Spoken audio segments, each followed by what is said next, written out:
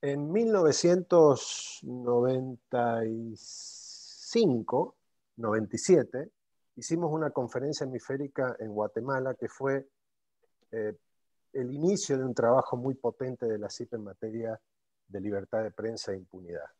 Y de ahí surgió un trabajo específico demandado por esa reunión en la que, eh, acompañados de Alan Modou, yo no sé si ustedes recuerdan a él, era uno de los funcionarios de la UNESCO que había participado en conjunto, llevamos el tema de la impunidad a la Asamblea General de la UNESCO y se apropió la UNESCO en aquel momento de la resolución 19, que pasó a ser la 120 y terminó siendo un momento emblemático para la lucha contra la impunidad. La CIP siguió luchando en todo el momento y dentro de esas luchas, la que fue contando Carlos Benavides esta mañana, de todo lo que se hace con la Comisión Interamericana de Derechos Humanos. Pero bueno, luego la UNESCO, con el buen tino de sus funcionarios, declaró el 2 de noviembre el Día Mundial contra la Impunidad, y hablando con Guilherme Canelas de Sousa Godoy, a quien voy a presentar ahora, eh, creíamos potente que la CIP pudiera estar con él y con un fiscal y una jueza para poder, yo diría, uno no puede decir celebrar en este tipo de casos, pero sí conmemorar este día importante y adelantarlo en la Sociedad Interamericana de Prensa con este panel. Así que sin más, y teniendo un espacio hasta las 12, perdón, hasta las 11:15, una hora de duración, les presento a Guilherme Canelas de Sousa Godoy, un amigo sobre todo, es jefe de la sección de Libertad de Expresión y Seguridad de los Periodistas de UNESCO, licenciado en Relaciones Internacionales de la Universidad de Brasilia, así que saben que él es originalmente brasileño, con maestría en Ciencias Políticas de la Universidad de Sao Paulo.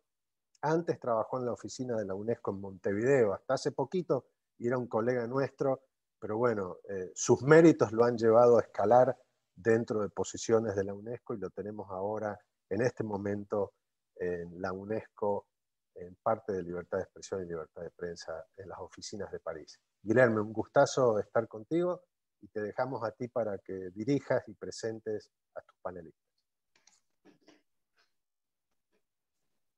Hola, buenas tardes, pero no creo que tengo micrófono abierto Sí, ni sí, cámara. se te escucha muy bien. Y Se me te escucha ven muy bien. porque ¿Me ven Sí, te también? vemos. Perfectamente, perfectamente. Qué cosa más rara, porque acá me parece que estoy con el micrófono cerrado y sin cámara, pero si ustedes me ven, está bien. Deben ser los virus de Bueno, la pandemia. muy buenas tardes, muy buenos días para ustedes, buenas tardes desde París. Un gusto poder estar en esta Asamblea General número 77 de la CIP. Como Ricardo ha mencionado, hace muchos años que la CIP y la UNESCO tienen una relación muy cercana, sobre todo para esta temática tan importante de la protección y promoción de la libertad de expresión en general, de libertad de prensa en particular, o sea, por acá una agenda positiva que la hacemos alrededor del 3 de mayo, que es el día, como ustedes saben, el Día Mundial de Libertad de Prensa, pero también la agenda, como decía Ricardo, más triste, que es la agenda de poner el tema de la lucha contra la impunidad, los crímenes contra periodistas, el tema de los asesinatos de periodistas también sobre el tapete de una manera muy clara como una problemática central para la libertad de prensa, y eso lo hacemos alrededor de la efeméride del 2 de noviembre, que como ustedes saben fue declarado por la Asamblea General de Naciones Unidas como Día Mundial para poner fin a la impunidad y los crímenes contra los y las periodistas. Además, la CIP tiene formalmente un estatus de organización asociada al Comité Ejecutivo de la UNESCO, con lo cual es siempre un placer poder tener estas conversaciones. Este panel, Ricardo y demás participantes, tendría un empiezo distinto si lo estuviéramos haciendo antes del 8 de octubre. El premio Nobel a María Ressa y a Dmitry Muratov fue un premio a los méritos y a las luchas de estos dos periodistas en particular, pero también fue un premio al periodismo y a todos y todas los y las periodistas, y una clara manera del Comité del Nobel por la Paz de subrayar la importancia del periodismo para las democracias, la paz y la resolución de conflictos. Creo que desafortunadamente los datos no son buenos, pero este premio, el 8 de octubre, nos permite empezar esta sesión con una señal de esperanza. O sea, la libertad de prensa está de una manera quizás como nunca estuvo en los últimos años en el centro de la agenda. Y tenemos que aprovechar esta oportunidad. El centro de la agenda de los tomadores de decisiones en el sistema multilateral de derechos humanos, pero también en el centro de la agenda de los tomadores de decisiones nacionales, sean ellos el poder ejecutivo, legislativo y judicial. Entonces, acá hay una enorme ventana de oportunidades para volver a poner esta cuestión sobre el tapete, la cuestión de la seguridad, pero también las otras que ustedes han discutido a lo largo de esta asamblea, como la cuestión de la viabilidad de los medios o la cuestión del rol de las plataformas de Internet en todo eso. Entonces, creo que tenemos que aprovechar. Y en el contexto interamericano, este mismo lunes tuvimos una otra decisión que nos permite empezar este debate con un cierto qué de esperanza, que fue la decisión de la Corte Interamericana sobre el caso de Ginette Bedoya.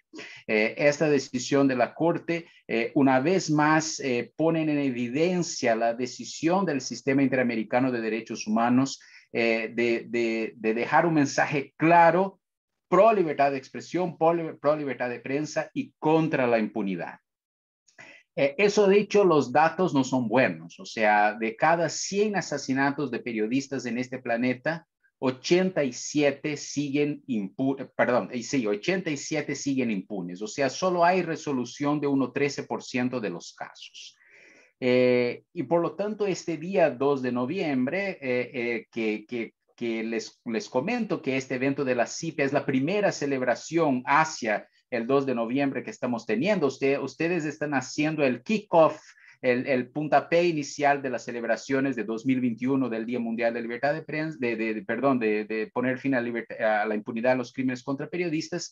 Es un momento clave para volver a insistir que si no resolvemos el tema de la lucha contra la impunidad, y si no resolvemos el tema de la procuración de justicia en los crímenes contra periodistas, vamos a seguir manteniendo un ciclo vicioso donde con más impunidad seguimos teniendo más ataques al periodismo, no solo los asesinatos, que son el crimen más grave, pero los distintos tipos de violencia contra los y las periodistas, incluyendo un creciente volumen de violencia en línea contra los y las periodistas, particularmente contra las periodistas mujeres. Eso dicho, tengo el honor de moderar acá un panel de lujo, con representantes de dos actores, de dos instituciones clave para resolver el problema de la impunidad, que son los poderes judiciales y los ministerios públicos. Entonces me acompañan acá hoy el doctor Ricardo Pérez Manrique, que fue presidente de la Corte Suprema de Uruguay, y en este momento es juez de la Corte Interamericana de Derechos Humanos. El doctor Pérez Manrique, además de todo, es uno de los padres fundadores de la iniciativa Jueces de la UNESCO, que ya ha involucrado más de 23,000 jueces y fiscales de 150 países en una serie de formaciones justamente sobre este tema, cómo los poderes judiciales y los ministerios públicos deben enfrentar las varias agendas relacionadas a la libertad de expresión y la libertad de prensa, incluyendo la lucha contra la impunidad. Pero no, los jueces deciden los casos cuando llegan a sus despachos, pero para que los casos lleguen a sus despachos, antes tienen que actuar los fiscales. Y en este sentido tenemos acá una fiscal que trabaja en uno de las pocas fiscalías especializadas en el mundo en crímenes contra la libertad de expresión, que es la doctora Estefania Muñoz, que trabaja justamente con la Fiscalía Federal en México en crímenes relacionados a la libertad de expresión, que es parte de una de las recomendaciones de la UNESCO. Los crímenes contra la libertad de expresión son crímenes muy específicos, con características muy específicas, con lo cual tener fiscales especializados en hacer las investigaciones y la procuración de justicia en relación a estos crímenes es fundamental. En este sentido, con esta introducción, yo le voy a pedir al doctor Pérez Manrique, a la doctora Estefania, que hagan una pequeña introducción inicial cada uno de ellos, de cómo ven ellos esta problemática, y ahí después pasamos luego al debate con todos ustedes. Mi querido amigo doctor Ricardo Pérez Manrique, le tiene la palabra, por favor. Bien, es para mí un honor poder participar de este evento, en el sentido de que la 77 Asamblea de la Sociedad Interamericana de Prensa es un elemento muy importante y trascendente para la libertad de expresión en el continente. Traigo mi saludo como juez de la Corte Interamericana, recientemente involucrado en el caso que el amigo Guillermo acaba de mencionar.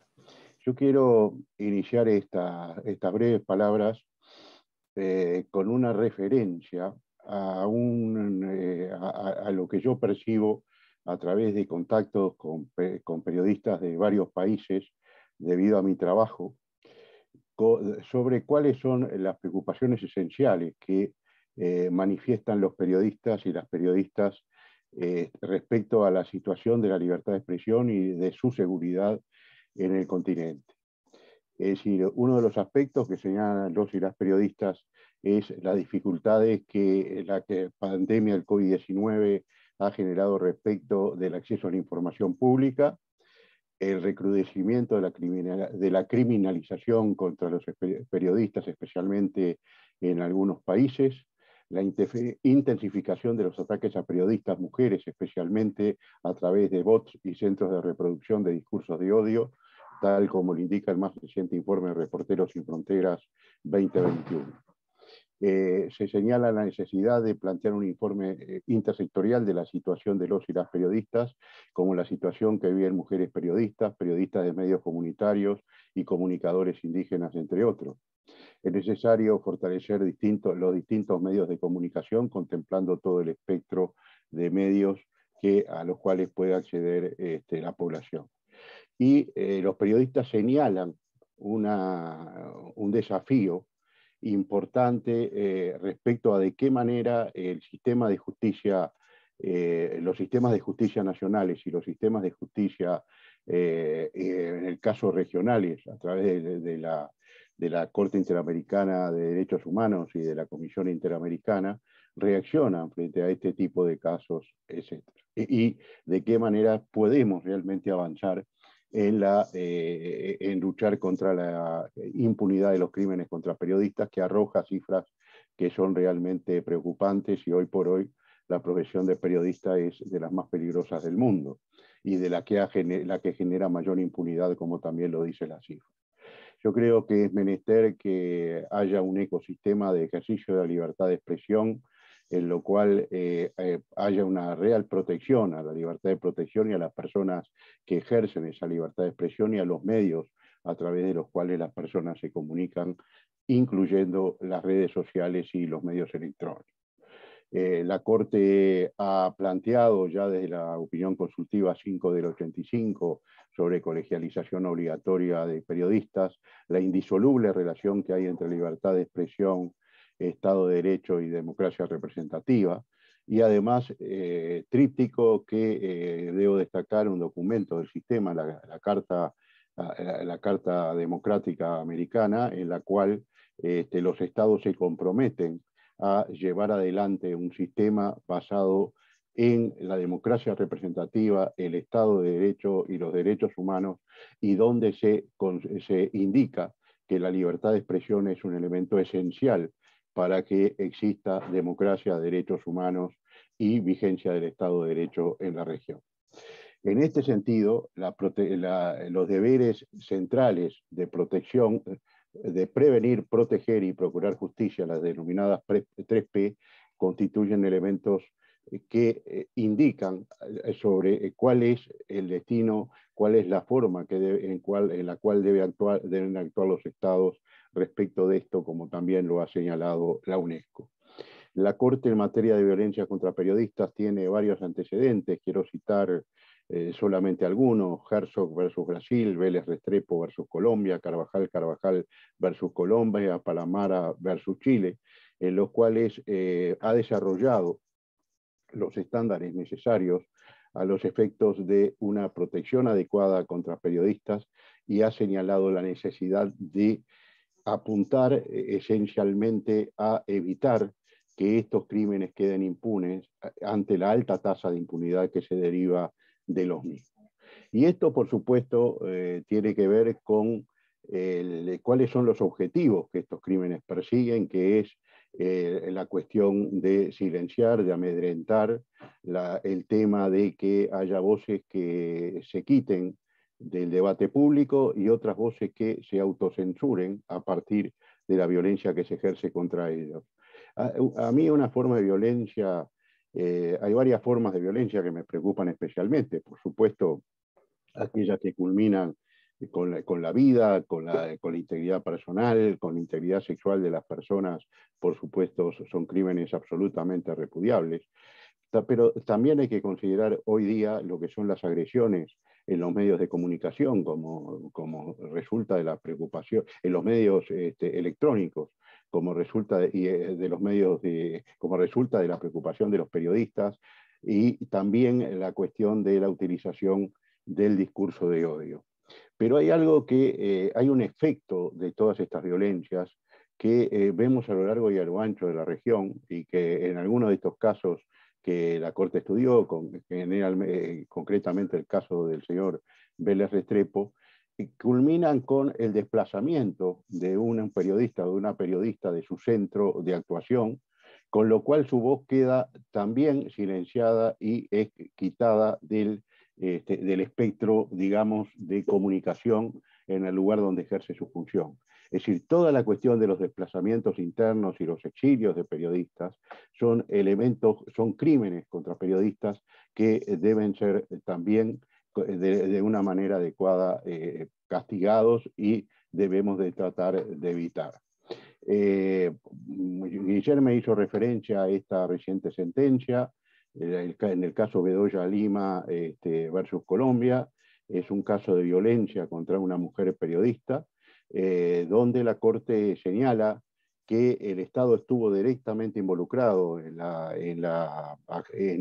los crímenes contra esta periodista, en cuanto a que fue una mujer que fue secuestrada, torturada y violada. Entonces se entiende que se afectaron todos los derechos de esta persona, y libertad, integridad personal, libertad de expresión, integridad sexual, y también fundamentalmente el objeto amedrentador que tuvo este acto respecto de las demás personas, y que los crímenes contra mujeres tienen una perspectiva especial. Creo que, como dice la Corte, las investigaciones de estos casos deben tener una atención especial a la situación de periodistas de una persona. Es decir, normalmente los estados, cuando se producen estos crímenes, buscan otro tipo de pretextos o excusas o líneas de investigación que no tienen en cuenta la función de periodista de la persona, y esto es central. Cuando un periodista sufre algún ataque a su integridad personal, a su libertad, etc., la perspectiva de analizar todo el caso desde su función como periodista y como comunicador o comunicadora resulta esencial. También resulta esencial que los sistemas de justicia actúen de manera adecuada y de manera oportuna cuando estos casos se plantean, y esto significa sistemas de justicia que estén capacitados, preparados, y que sobre todo que estén dispuestos a actuar de manera oportuna y contundente contra este tipo de casos. El programa el cual hemos colaborado a implementar con UNESCO de colaboración entre la justicia y la UNESCO para asegurarlas, entre otras cosas, que los periodistas y las periodistas no se vean atacadas y vulnerados en sus derechos. Es una forma de avanzar hacia lo que es la preparación y la capacitación de los sistemas judiciales considerados en general, no solo jueces y juezas, sino también ministerios públicos, sino también entidades de investigación, los órganos encargados de aplicar la ley, y también, ¿por qué no pensar en campañas públicas de educación sobre la incidencia que estos crímenes tienen? Y quiero cerrar estas palabras refiriéndome a que algunas de las medidas que la Corte ha tomado en este caso, donde se dispone que el Estado debe investigar y profundizar la investigación, porque en este caso hay algunas personas ya condenadas por este delito, pero generalmente cuando en los pocos casos que se llega a condenas, no se condena a quienes son los autores intelectuales del delito, o sea, quienes tomaron la decisión primigenia y con el poder necesario para hacer efectivo el crimen concreto contra un periodista o una periodista. Entonces, la necesidad de investigar, de que la investigación sea completa, la necesidad de atender a las víctimas de estos delitos, y yo quiero destacar, porque me parece especialmente trascendente e innovador, que la Corte dispone la creación de un fondo especial gestionado por organizaciones de periodistas a los efectos de generar programas y generar mecanismos de protección y de atención a aquellos periodistas o periodistas, aquellos hombres o mujeres periodistas que han sufrido algún tipo de persecución en razón del ejercicio de su profesión.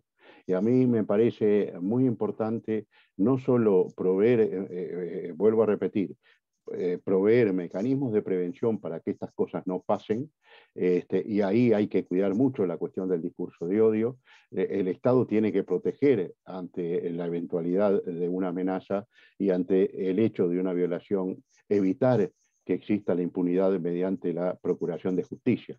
Pero también es necesario atender al hombre, a la mujer que ha sido víctima de un delito de este tipo, a la familia de este hombre o de esta mujer, a través de programas adecuados que permitan, es decir, una atención necesaria, no solo en el plano de su salud física o psicológica, sino también en el plano de permitir y dar las condiciones necesarias, el encuadre necesario, el entorno necesario para que el mal o el daño que se ha causado, en un principio que la Corte Interamericana reiteradamente ha sostenido, sea reparado integralmente. Con estas palabras cierro esta primera intervención y agradezco mucho a mi invitación para participar en este evento. Muchas gracias. Muchas gracias, doctor Ricardo Pérez Manrique. Para los que se conectan ahora, apenas escuchamos las palabras del doctor Ricardo Pérez Manrique, que es juez de la Corte Interamericana de Derechos Humanos, que ha participado del más reciente caso cuya sentencia se dio a conocer este lunes, el caso de Ginette Bedoya Lima contra Colombia, en lo cual la Corte volvió a subrayar varios de los puntos centrales en un programa de combate a la impunidad en crímenes contra periodistas, pero también, como mencionó el doctor Pérez Manrique, elementos que son importantes para las otras dos P's de una política pública integral, la prevención y la protección, y él apenas señala un punto clave. Sin presupuesto para estas cosas no avanzamos, o sea, proteger periodistas, prevenir los crímenes y procurar justicia cuesta plata y por lo tanto hay que invertir recursos públicos en eso, y la decisión de la Corte deja eso muy claro.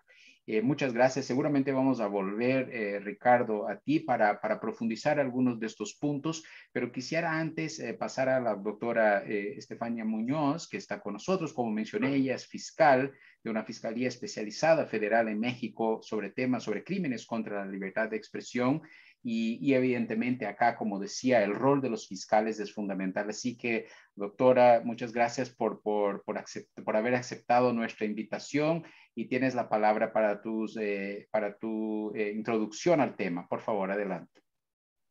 Hola a todos, muy buenos días desde la Ciudad de México.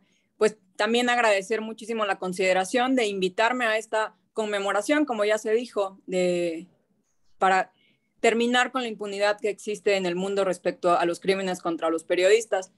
Quisiera comenzar diciendo que efectivamente el Estado mexicano, como recomendaciones internacionales, creó esta Fiscalía Especial en la que yo me encuentro adscrita y que es muy, muy padre formar parte de esta Fiscalía porque vemos los delitos contra periodistas de una forma tan diferente a como se ven en otras fiscalías o en otros países en los cuales no se cuenta con fiscalías especializadas. Entonces, desde aquí nos podemos dar cuenta de cómo a veces un hecho que la ley señala como delito, que sí encuadra una conducta antijurídica, es cometido contra cualquier otra persona, ¿no? Pero no afecta de la misma forma que afecta a un periodista, pues recibir una amenaza, ¿no? Entonces, iniciar con que esta fiscalía, pues sí es un gran avance por parte del Estado mexicano y que, pues justamente como fiscales somos el primer frente, pues para poner fin a la impunidad, ¿no? Y garantizar que los delitos contra periodistas, pues no se vuelvan a repetir y que, pues estos sí, justo no queden impunes. Cuando un periodista es atacado, pues como pues, todos sabemos aquí, como ya se ha mencionado, no solo se ataca al periodista, sino se ataca a toda la sociedad en su conjunto, hace que el periodista ya no pueda expresarse como quisiera expresarse, que ya no sienta esta libertad, y lo vemos pues porque pues, nosotros tratamos directamente con las víctimas, las escuchamos, les tenemos que dar contención para las entrevistas, llevar psicólogos para ellos, para sus familiares, para que puedan declarar ante nosotros y nosotros podamos tener mayores datos para poder investigar. Y todas estas afectaciones en contra de los periodistas pues merman a la sociedad, merman a otros periodistas que ya no van a querer entrarle a los temas que han estado tocando por miedo a que haya represalias en su contra. Y pues bueno, la libertad de expresión es un derecho fundamental para todas las sociedades que se consideran a sí mismas democráticas. Y esto también repercute en que las personas, nosotros como sociedad, no podamos estar informados para poder tomar decisiones que vengan como de otras esferas, de otras investigaciones que realizan los periodistas, ¿no? Entonces, el derecho a la libertad de expresión en periodistas es pues fundamental, o sea, no es diferente a los demás ciudadanos de la nación, pues, o sea, para los periodistas, pues es la base de su trabajo el poder hablar libremente, expresarse libremente, buscar la información sin que sean amenazados, sin que sean golpeados o demás, pues. Una de las claves para erradicar la violencia y los delitos que se cometen contra los periodistas, pues es justo esto, ¿no? Pues que las personas responsables de haberlos cometido, pues sean procesados por parte de los fiscales, ¿no? Permitir que esto siga pasando, pues únicamente no solamente afecta al periodista, como ya lo sabemos, sino afecta a toda la sociedad, pues. Un punto primordial en la investigación de los delitos contra los periodistas, hablando a nivel del Estado mexicano, es que nosotros como Fiscalía contamos con un área de análisis de contexto que busca investigar los delitos dándoles un enfoque diferencial y especializado en cuanto a los hechos, ¿no? Y esto hace que se logre identificar el vínculo por el cual el periodista fue amenazado, es decir, hacemos una investigación de todas las notas periodísticas que realizó él o la periodista en el tiempo que fue amenazado y lo que buscamos es identificar que por esta nota se realizó la amenaza al periodista o por cubrir esta información el periodista fue golpeado o por hacer público esto el periodista perdió la vida. Como este análisis documental de todo este contexto que pasan los periodistas es sumamente importante porque es lo que nos da la pauta a nosotros para saber si efectivamente estos hechos configuran un delito previsto en algún código de alguna entidad del Estado mexicano, pero lo que nos da competencia a nosotros como Fiscalía Especial es que ese delito se haya sido consecuencia de la labor del periodista de informar, de publicar, de recibir información, y es la forma, este análisis de contexto, es la forma en la que pues podemos sacar y sacar y sacar más datos para evitar que sigan cometiéndose crímenes contra periodistas. Y también mencionar que no se trata de darle un trato preferencial o especial a los periodistas, o sea, para nada es eso, sino justo de allegarnos de elementos que no se cometen en otros delitos, pues, o sea, que son específicos en vez de delitos cometidos contra periodistas. Es decir, no cambia el tipo penal, pues, sino lo único que cambia es que el sujeto pasivo del delito, pues, es un periodista, ¿no? Entonces, ¿cómo llegar con los jueces y explicarles todo esto? O sea, que por eso es que somos competentes, que por eso es que tenemos que conocer, que por eso tienen que conocer también jueces federales, no jueces locales. Otra de las cuestiones por las cuales es una fiscalía especial a nivel federal es que la mayoría de los periodistas y las periodistas desconfían de las procuradurías locales, pues entonces por eso no se atreven a denunciar muchas veces, porque si ya lo hicieron, sus carpetas de investigación quedan pues guardadas, no se les da ningún trámite, y por eso es que nosotros siempre pedimos que seamos nosotros quienes conozcamos de los asuntos. Nos ha tocado con fiscalías locales que se niegan a proporcionarnos la información porque pues muchas veces las personas que serían acusadas serían los propios agentes del Estado, ¿no? Entonces, algo que quisiera agregar también es que nosotros como Fiscalía Especial trabajamos muy de la mano con otra institución que es el Mecanismo para la Protección de Personas Defensoras de Derechos Humanos y Periodistas, y con otra institución también del Estado mexicano, que es la Comisión Ejecutiva de Atención a Víctimas, que tiene un área también especial en atención a periodistas. Es decir, somos al menos 3 instituciones que trabajamos de la mano en la investigación de los delitos contra periodistas, nosotros investigando, la Comisión Ejecutiva asesorando jurídicamente a las víctimas de los delitos, y el Mecanismo de Protección, pues dando estas medidas de contención para que el periodista y su familia y las personas cercanas a él se sientan seguros, pues, de continuar con la investigación de los delitos, que también es algo que creo que debemos valorar muchísimo por parte del Estado mexicano, de que existe esta intención de que estas instituciones funcionen, pues. Otra cosa también es que los índices de los delitos que se cometen contra periodistas usualmente se amenaza mucho a los periodistas, es muy común que los amenacen, y abuso de autoridad. Es decir, o sea, tenemos 2 cuestiones. Las amenazas muchas veces pueden venir por particulares que se sienten afectados por alguna nota publicada por el periodista, pero la más lamentable de todos estos delitos es cuando son abusos de autoridad, es decir, cuando los sujetos son agentes del Estado quienes cometen estos delitos en contra de los periodistas. Y aquí también quisiera ser muy clara en que nosotros como Fiscalía nos esforzamos mucho en esta investigación de los delitos para poder judicializarlos y llevarlos ante los jueces. Y muchas veces como uno de los retos que tenemos es que los jueces no se cierran un poco ante la pluralidad de conductas que se puede dar en un delito contra un periodista. Un ejemplo que pudiéramos decir de aquí de México, un secretario de Estado terminando una conferencia de prensa, lo abordan muchos medios de comunicación y uno de los periodistas le hace una pregunta enfocada a un tema de empresas de sus familiares, y el secretario de Estado se molesta y le da un golpe en el estómago al periodista delante de todos los asistentes, ¿no?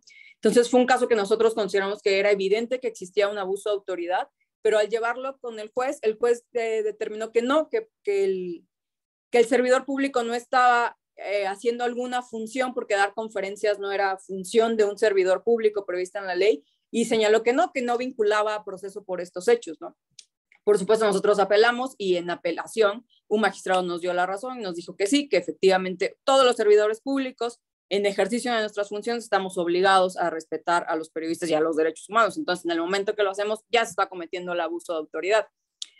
Otro de los retos que considero que son importantes como parte de la Fiscalía es sensibilizar a la sociedad de que los crímenes contra los periodistas pues no solo los afectan a ellos, o sea, nos afectan a todos, pues dejamos de estar informados, hay que darle relevancia nuevamente a la labor que realizan los periodistas, como ya mencionó el maestro Ricardo. Pues sí, efectivamente hay discursos de odio contra los periodistas, ¿no? Los vemos como chayoteros, vendidos, muchos descalificativos, pues no los vemos como como las personas que arriesgan la vida todos los días por llevarnos información veraz y creíble. Entonces, pues sí, creo que una forma de prevenir los delitos contra los periodistas es crear mecanismos de prevención en los cuales el Estado tendría que invertir para que desde el Estado salga esto de sensibilizar a la sociedad de que es necesario respetar la labor de los periodistas. Y pues esa sería mi participación por el momento. Muchísimas gracias. Gracias, doctora Estefania. O sea, eso es uno de los temas clave de la discusión cuando empezaste su intervención, a hablar de la necesidad de la investigación en los crímenes contra periodistas, de comprender la especificidad de la labor periodista. En muchos casos de asesinatos de periodistas hacemos un seguimiento de la declaración de las autoridades públicas, incluyendo de miembros del Ministerio Público en varios países, y inmediatamente dicen que el crimen no tenía nada que ver con la profesión del periodista. Pero ¿cómo pueden saber 10 minutos después del asesinato que no había nada si no hicieron la investigación? O sea, y puede ser que haciendo una investigación bien hecha se descubra que realmente no era un crimen de libertad de expresión, que era un otro tipo de crimen, no menos grave, que es un crimen contra la vida, pero de un otro orden. Pero una de las cosas fundamentales que ha pasado en los últimos años es un crecimiento de la investigación periodística en crímenes contra periodistas. Y algunas de estas investigaciones periodísticas están demostrando que la investigación de la policía y de las fiscalías no pusieron atención en cuestiones básicas del que el periodista estaba investigando, qué crímenes sobre el cual estaba poniendo atención, justamente para poder producir las pruebas necesarias para de nuevo procurar justicia sobre estos crímenes. Así que muchas gracias. Y evidentemente que la cuestión, sobre todo en países grandes y federados, como es el caso de México, de Brasil y de Argentina, entre otros, en el contexto latinoamericano, esta relación entre el federal y el local es muy importante porque las amenazas contra los periodistas muchas veces vienen de actores locales, sean ellos autoridades públicas o crimen organizado, etcétera. Por lo tanto, tener esta posibilidad de federalización de los crímenes parece que es una iniciativa que ayuda a poner parte de las soluciones al problema de la impunidad. Y antes de que pase a las preguntas, tanto el doctor Pérez Manrique como la doctora Estefania Muñoz mencionaron este tema de los discursos contra el periodismo, ¿no? Sobre todo viniendo de autoridades públicas. Quisiera acordar que ayer los relatores especiales de libertad de expresión del sistema interamericano, del sistema de Naciones Unidas, del sistema europeo, en su declaración conjunta anual, han justamente hablado de este tema, la necesidad de las autoridades públicas de tomar cuidado en los discursos que hacen de deslegitimación, perdón, que no me sale la palabra en español, pero ya la entendieron, de la prensa, del periodismo, porque eso contribuye para el aumento de la violencia contra los y las periodistas. Y no es tarea del Estado estar deslegitimando la libertad de expresión. Al contrario, es tarea del Estado decir que la libertad de expresión y la libertad de prensa son elementos fundamentales para el funcionamiento de las democracias, ¿no? Así que gracias por estas palabras introductorias. Ricardo Trotti, le pregunto cómo es el estilo, o sea, si la gente hace preguntas por el Q&A, si levantan sus manos electrónicas, ¿cómo ustedes estilan hacer? Porque estaríamos abriendo, tenemos un buen tiempo para preguntas y respuestas. Sí, gracias, Guilherme, y felicitaciones a Ricardo y a Estefanía. Tenemos 20 minutos para preguntas. La gente puede hacer preguntas levantando la mano a quienes tienes en la lista de videos, y sí, también lo pueden hacer por chat. Yo empezaría, sí, para abrir un poco el espacio, y sé que me van a acompañar otros a preguntarle al doctor Ricardo Pérez. Nosotros también, gracias al trabajo de la Corte, hemos logrado que uno de los casos, como el de Nelson Carabajal, pudiera ser no solamente admitido, hubo sentencia, etc. Y lo mismo, estamos muy contentos de lo que ha pasado con nuestra colega Ginette Bedoya, que hace poquito recordábamos que ella obtuvo el premio Libertad de Prensa de esta institución. Y hasta hace unos días, después de la sentencia, el presidente Duque de Colombia dijo que el Estado colombiano aceptaba particularmente a todos los niveles de la sentencia, especialmente para abrir la oficina de trabajo sobre la mujer y sobre las mujeres periodistas. ¿Cuál es el nivel de aceptación que tienen los estados con con las sentencias de la Corte, teniendo en cuenta que algunas sentencias de la Corte históricas, como las que se declaró contra Fujimori y otros presidentes, nunca fueron aceptadas. Pero a grandes rasgos, el trabajo excelente que hace la Corte Interamericana, ¿cómo es aceptada por los estados? Está con mute. El micrófono. Muchas gracias por la pregunta, muy importante, y es la pregunta que todos nos hacemos, ¿verdad? Yo también como juez de la Corte me hago esa pregunta. Digamos que cada estado tiene su propia forma de reaccionar frente a sentencias de la Corte. Las sentencias de la Corte en general tienen siempre aspectos estructurales que requieren cambios profundos, ya sea de legislación, a veces destinar fondos y presupuestos para determinadas políticas, en fin. Debemos decir que las sentencias de la Corte es conveniente medirlas en función de su incidencia que tienen en el ámbito, es decir, no solo respecto al país, respecto al cual afectan, digamos así, sino que también a través de la vía del control de convencionalidad, como los criterios que la Corte va determinando y los estándares que la Corte va determinando van siendo de aplicación general. Hay un ambiente, si ustedes me dicen en números, parecería que hay un muy amplio nivel de no acatamiento de las sentencias. Sin embargo, si tomamos en cuenta la incidencia que estas sentencias han tenido, es decir, ahí es mucho más favorable el análisis. Yo creo que en momentos no es solo la libertad de prensa la que está en situación riesgosa en el continente, sino que hay otras libertades que están en situación riesgosa, y creo que en este momento es compromiso de todas las personas y de todas las instituciones reforzar esta tarea institucional que cumple el Sistema Interamericano de Protección de los Derechos Humanos, y creo que la reacción que usted señala del presidente Duque respecto de esta sentencia es una reacción muy positiva, en el sentido de cuál debería ser la respuesta que los estados adoptan cuando es dictada una sentencia de la Corte. Gracias, doctor Ricardo. Tenemos ya una pregunta acá en el chat de Q&A. La paso a la doctora Estefania. La persona pregunta qué hacer cuando los funcionarios públicos involucrados eventualmente en estos crímenes contra periodistas se niegan a entregar información relevante para la apuración de los casos. ¿Cómo ustedes, en particular en la Fiscalía Especializada, enfrentan este tipo de problemas? Muchas gracias. Pues bueno, principalmente nosotros lo que hacemos es generar oficios en los cuales solicitamos información. La primera etapa sería solicitar un oficio de manera gentil, pues únicamente fundamentado en que todas las autoridades están obligadas a proporcionarnos la información a nosotros como fiscales. En caso de que se nieguen, nosotros iniciamos con apercibimientos y con multas. El Código Nacional de Procedimientos Penales nos permite a nosotros como fiscales generar multas. Entonces, iniciamos con la imposición de multas. En caso de que también se nieguen a proporcionárnoslas después de que se hicieron válidas las multas, empezamos con órdenes de cateo.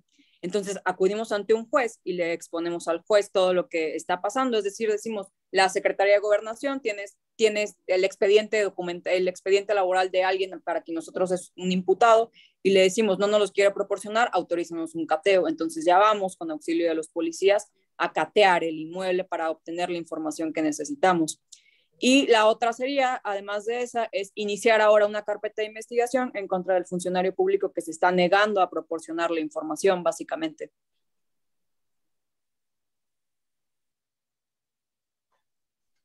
Gracias. Veo que Gabriela Vivanco tiene las manos electrónicas puestas para una pregunta. Gabriela, contigo. Muchas gracias. La pregunta, asumo que para Estefania, en algunos casos recientes, en Ecuador, por ejemplo, tenemos muchísima dificultad en que las autoridades locales, específicamente la Fiscalía, reconozca la vinculación de amenazas o ataques directos a periodistas y la vinculación con la publicación de ciertos trabajos, porque evidentemente cuando hay amenazas y cuando ya hay ataques, obviamente el que lo hace, que puede ser pues el autor directo, puede ser un sicario o gente contratada, no necesariamente hace alusión a lo que motiva el tipo de amenaza, a la publicación o al tema que se viene cubriendo. Y en ese sentido, me queda la inquietud de qué técnicas o qué tipo de, no sé si premisas se utilizan desde la investigación en esta fiscalía en particular para reforzar obviamente la vinculación que existe entre las amenazas y los ataques a periodistas y la publicación de ciertos temas en el diario. No sé si es que queda clara la pregunta, pero es muy difícil y en ese caso, pues obviamente cuando entra a la investigación de un delito común o la delincuencia, pues que en este país como en muchos otros es grave y además acecha a los ciudadanos comunes, ¿cómo se refuerza ese tema de que evidentemente es por realizar su trabajo periodístico? Hola, Gabriela, gracias. Pues fíjate que nosotros en la Fiscalía Especial contamos con una dirección de análisis que son justo periodistas, o sea, los servidores públicos que la integran son periodistas o personas que se han dedicado a temas de libertad de expresión, con quien nosotros nos acercamos y tenemos reuniones y les platicamos el hecho, ¿no? Les decimos, a este periodista, pues recibió una amenaza en Twitter donde el cártel de Jalisco le dice que le baje a sus publicaciones. Yo le dije a ella, ya me te va a grabar a ti, pero nosotros te vamos a guardar esa vaina y eres tú que la vas a grabar. Disculpa, José, te va a grabar y la vaina. Entonces, José, disculpen, José Monegro, te agradecemos que puedas silenciar tu micrófono. Gracias, José. Gracias. Y bueno, entonces ya después de que tenemos esta reunión con ellos lo que hacen es dedicarse a buscar en redes sociales, en periódicos impresos, o en páginas donde el periodista publica, si efectivamente realizó publicaciones que tuvieran alguna relación, en este caso, no sé, con la delincuencia organizada, ¿no? Con el cártel de Jalisco o algo, todos estos pues actores, ¿no? Entonces ellos hacen una búsqueda, de verdad que como ratoncitos de biblioteca, están busque todas las notas y analizando todas las notas y analizándolas, y entonces ellos son los que concluyen y nos dicen, ¿sabes qué? Esta amenaza sí tiene relación con esto que ella estuvo publicando, pues. Entonces, básicamente, lo relevante de esto es de que quienes se percatan también de estas cosas son propios periodistas, pues, que integran a la Fiscalía Especial. No sé si con eso más o menos contesto la pregunta. Sí, muchísimas gracias. Gracias, Gabriela. Gracias, doctora Estefania. Antes de pasar la palabra a Alejandro, no sé si el doctor Ricardo Pérez Manrique quiere hacer algún comentario sobre esta pregunta en particular o puedo pasar a la próxima. Sí. Gracias, Guillermo, por darme la oportunidad de opinar sobre este tema. Yo creo que esta cuestión del perfil de periodista tiene que ser una de las líneas de investigación en cada caso que hay un delito contra una persona que ejerce la función de periodista es esencial. Tal vez el ejemplo que nos está mostrando Estefanía es, digamos, no digo una buena, sino una excelente práctica de que haya fiscalías especializadas en la investigación de estos delitos. Pero yo creo que México es la excepción y lo que tenemos que pensar es de qué manera asumimos el desafío. Es decir, ya es un estándar de la Corte Interamericana este tema de las líneas de investigación en crímenes contra periodistas, de qué manera logramos que ese estándar baje y permee hacia los organismos encargados de proteger la ley y hacia la fiscalía, sobre todo, en todos los países del continente. Entonces, yo creo que una buena práctica es empezar a trabajar en la difusión y en la inserción de estos estándares en las prácticas institucionales. Creo que ese es el gran desafío que tenemos. Muchas gracias. Gracias. Alejandro. Doctor Manrique Perdón. y Estefanía, me alegra mucho las respuestas que estoy escuchando, y como ya fue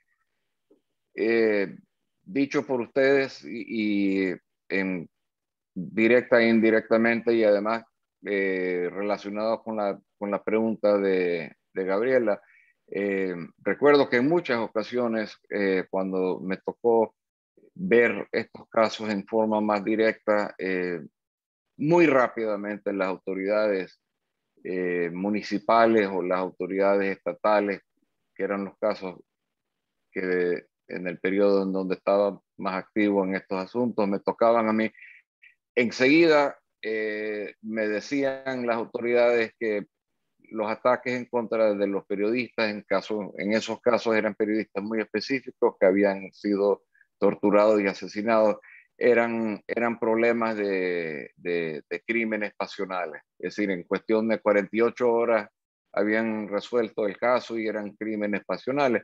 Nosotros sabíamos que no era así, pero como usted dijo, doctor Manrique, el tema de mover esto y de profundizar más y realmente profundizar, no hacer pasar el tiempo gratuitamente. Como dijo Estefanía, trabajar con grupos de periodistas que investiguen realmente el trasfondo de lo que podría ser un crimen sería una gran cosa, porque el tema de que era algo pasional o que eran o enseguida los acusaban de estar metidos en asuntos de tráfico, de blanquear dinero o tráfico de droga rapidísimamente. Era la primera indicación para mí de que había algo más, porque ni una investigación en ni un país que conozco yo se hacía tan rápido. Es así. Perdón, antes de, como tenemos 10 minutos, propongo que tomemos quizás 2 preguntas más, y ahí el doctor Ricardo y la doctora Estefanía pueden hacer un redondeo final. Así que veo que Gabriela había pedido la palabra nuevamente y Ricardo también me dijo por acá que tiene una otra pregunta. No sé si alguien más, si no cerramos la ronda y ahí el doctor Ricardo y la doctora Estefanía pueden concluir. Gabriela, entonces contigo y después Trotti. Gracias, cortito. Muchísimas gracias por la información. Definitivamente el caso y se ha hablado en la CIP durante muchísimos años del tema de la creación de fiscalías especializadas para la investigación de estos crímenes, y pues en la práctica no sucede, por lo menos en el caso de Ecuador. En el caso de Ecuador, el gobierno anterior ofreció la creación de una comisión especializada de protección de periodistas que pues nunca se materializó de manera práctica. Y no sé si es que en este caso, por ejemplo, cuando existen amenazas ya directas, y pues ojalá no vuelva a ocurrir el caso de asesinatos de periodistas, que han ido un poco quizá en aumento o se han visto ya en los últimos años en Ecuador, un protocolo que ayude a los medios a impulsar y a insistir con mejores prácticas con las fiscalías, porque al no existir una fiscalía especializada y al no existir un protocolo interno, oficial o formal dentro del país que impulse las prácticas quizá para investigar este tipo de crímenes, el tema de la vinculación, por ejemplo, con el trabajo periodístico y descartar la excusa que parece ser la norma, que es la de los crímenes pasionales, ¿no? Entonces, no sé si existe o hay alguna herramienta que podamos utilizar sobre por dónde puede ir la investigación, qué tipo de elementos sirven para reforzar ese tipo de vinculaciones y demás. Sería una herramienta también muy útil para los medios de comunicación, tenerlo a mano al momento de ir a la fiscalía y hacer este tipo de denuncias. No sé si existe, pero en todo caso me parecería una herramienta muy útil para los medios. Trotti. Sé que nos quedan pocos minutos y no quiero que te vayas, Guillerme, sin hacer este anuncio espectacular, si se puede. del 3 de mayo próximo, que creo que es algo espectacular para América Latina, el Día Mundial de la Libertad de Prensa. Antes de eso quisiera, si por favor el doctor Ricardo Manrique pudiera comentar. Nosotros en la CIP tenemos una vinculación muy fuerte con la Corte Interamericana desde la opinión consultiva del 85, después otra opinión sobre derecho de réplica, y también por otras sentencias que fueron engalanando la jurisprudencia interamericana en materia de libertad de prensa, temas de difamación, etcétera, etcétera. Sin que abra juicio, sé que no lo puedo hacer de ninguna naturaleza, pero ¿hay algunos otros casos que involucren temas de libertad de expresión y libertad de prensa donde actualmente están sometidos a la Corte? Por ejemplo, desde el derecho al olvido, moderación de contenidos, etcétera, etcétera. Sí. Perdón, bueno, antes entonces de devolver la palabra, tenemos estas tres últimas preguntas, comentarios. Si pueden, doctor Manrique, doctor Estefania, 1 minuto y medio cada uno para ir después podemos hacer el cierre final. Doctor Manrique, por favor. Rápidamente, la Corte hoy tiene estudio ya en estado de discutir, en estado de empezar a discutir la posibilidad de emitir sentencia. 2 casos, uno se llama Pueblo Maya Chicurel versus Guatemala, vinculado con radios comunitarias y la cuestión de la pluralidad de medios. Y la Corte tiene también estudio el caso Palacio Urrutia versus Ecuador, que es el caso del Universo de Ecuador, donde están involucrados todos estos temas. Son los que tengo a la vista en este momento. En segundo lugar, yo creo, es decir, la Corte, es decir, concretamente el caso Bedoya, y lo ha hecho en los otros casos, además de fijar el estándar de que esta línea de investigación es necesariamente es prioritaria cuando se analiza un crimen se investiga un crimen contra un periodista, la Corte ordena que el Estado realice cursos de capacitación a las fiscalías, a los sistemas judiciales y a la propia policía, que es la que lleva la investigación adelante, donde se trabaje en este tipo de temas. Yo creo que perfectamente por la vía del control de convencionalidad, se puede decir que las fiscalías también están obligadas a realizar control de convencionalidad, se puede invocar en el marco de las investigaciones concretas que las hipótesis de investigación incluyan prioritariamente el rol o el papel o la función de periodista de la víctima. Creo que con eso más o menos contesto las preguntas que había. Bueno, y en cuanto a la invocación de otras causas, en el caso Bedoya Lima, una de las líneas de investigación que se siguió fue las eventuales relaciones con alguna persona guerrillera de la periodista Ginette Bedoya, ¿verdad? O sea, siempre aparece algo que juega como un señuelo a los efectos de evitar profundizar en la afectación a la libertad de expresión que significa el crimen contra la persona periodista. Gracias. Gracias, doctor Estefania. Muchas gracias. Pues yo creo que contestaría un poco lo que comentó Gabriela respecto de que en Ecuador no cuentan con estas fiscalías especiales y cómo los periodistas pudieran tener estas herramientas. Creo que algo que en México es bastante rescatable es de que el gremio periodístico en México es como muy unido, pues. Entonces, entre ellos mismos se van haciendo de conocimiento, pues, estos pasos a seguir, ¿no? Entonces, creo que esa sería una medida en la cual los periodistas pudieran ir pues apoyándose entre ellos mismos para saber qué pedir a cada autoridad, pues, ¿no? Y también algo que pudiera ser útil, pues, es que en la propia denuncia de hechos que relaten ante el fiscal que lleve el caso, ellos mismos señalar cuál creen ellos que sea el vínculo, pues, o sea, desde un inicio decir, estoy llevando una investigación en contra de un secretario de Estado y he publicado 20 notas en las cuales considero que he lastimado los intereses de él y por eso creo que él sería el actor principal que pudiera querer a través de él mismo, a través de otras personas, hacerme algo, para que entonces ya el fiscal que conozca, pues ya más o menos tenga una línea de por dónde irse, ¿no? Y que también ya quede asentado pues en algún documento que ya el periodista hizo esta manifestación de que no tiene que ver con temas de amistad, temas pasionales o narcotráfico o algo así, sino por su mera labor como periodista. Pues creo que eso sería un primer paso pues, en cuanto a Ecuador. Gracias. Muy útil, muchas gracias. Gracias. No, muchas gracias, doctor Ricardo Pérez Manrique, juez de la Corte Interamericana, doctora Estefania Muñoz, fiscal de la Fiscalía Especializada en Crímenes contra la Libertad de Expresión de México, por la participación.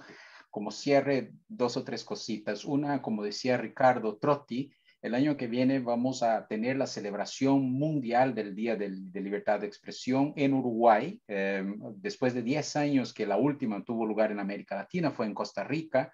Esta celebración será en Uruguay, así que de salida dejamos la invitación a la CIP, que ya va pensando qué pueden hacer como CIP para este evento, que no es un evento que será solamente latinoamericano, será un evento global, pero seguramente con mucha fuerza con los actores latinoamericanos, incluyendo, por supuesto, la CIP.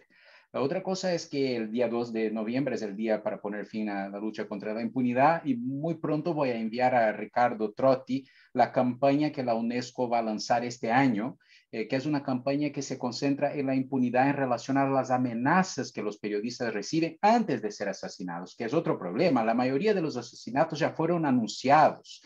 Y los law enforcement no hacen lo que tienen que hacer para prevenir estos crímenes, ¿no? Entonces, la campaña de este año va a ser sobre este punto. Invito a todos los miembros de la CIP que nos ayuden a publicizar esta campaña.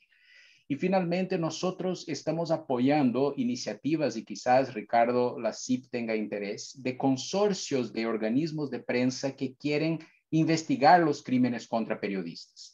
Entonces, la UNESCO está abierta también a este tipo de apoyos a organizaciones de medios que están interesadas en crear experiencias de investigación, sobre todo en casos donde las autoridades nacionales no están haciendo su trabajo, que haya un trabajo de investigación periodística sobre eso.